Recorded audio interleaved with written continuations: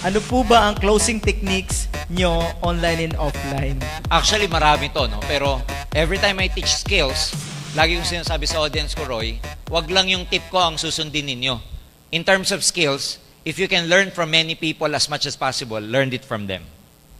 Ako, ang technique ko, offline, mapa-offline, isa lang. Show them the result pag nagko-close kayo.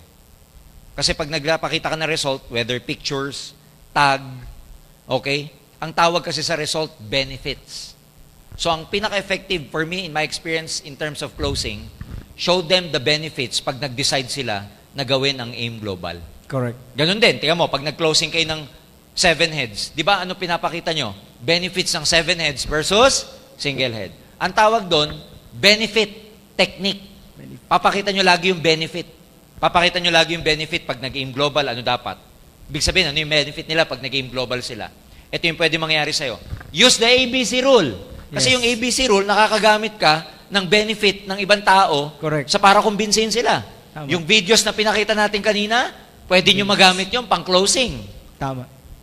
Huwag kayong magko-closing ng, ng hindi kayo gumagamit ng benefits. Mhm.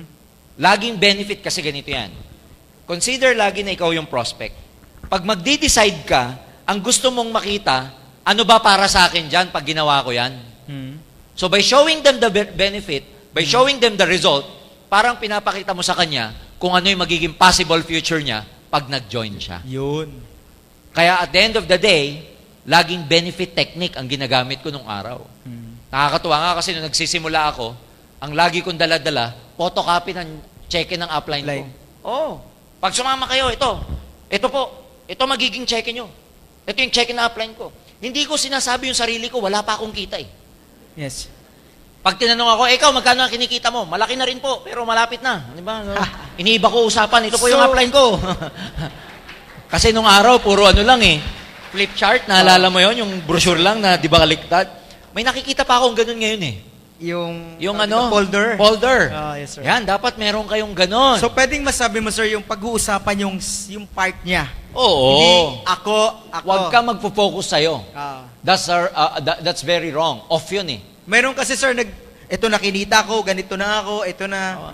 Mas effective yung, Third party. ito yung mangyayari Sa'yo. sa'yo, ito yung future mo. Ito. Tignan mo to, dating bodeguero lang, oh. Tignan mo to, dating dating embalsamador, oh. Yan, pwede mangyari sa'yo yan. So, Alam kasi, mo to, sir, nag-7 heads to. Ganun. Correct, ano? Kasi, ang tao gustong pag-uusapan yung sarili niya. Sarili niya. Hindi yung iba. Tama ba? So, pag-uusapan yung Yes. buhay niya. Lagi niyong i-enhance yung skills niyo ng pag-uusapan niyo, buhay Closing. niya. Closing. Tandaan nyo, pag-uusapan lagi siya. Anong magiging siya? Mm. Anong buhay niya after 3 years sa ginagawa to? So, puro siya. Hindi puro ako. Correct. Tama yun. Kasi sir, Diba? iba, ako Oo. eh. Tama Puro din. ako eh. Gamit ka Kaya, ng result. kaya yun, mag-isa. Oo. Laging ako. Remove the I. Di ba? So, Bato mo lagi sa kanya. yes. Ganyan ako mag-closing nun.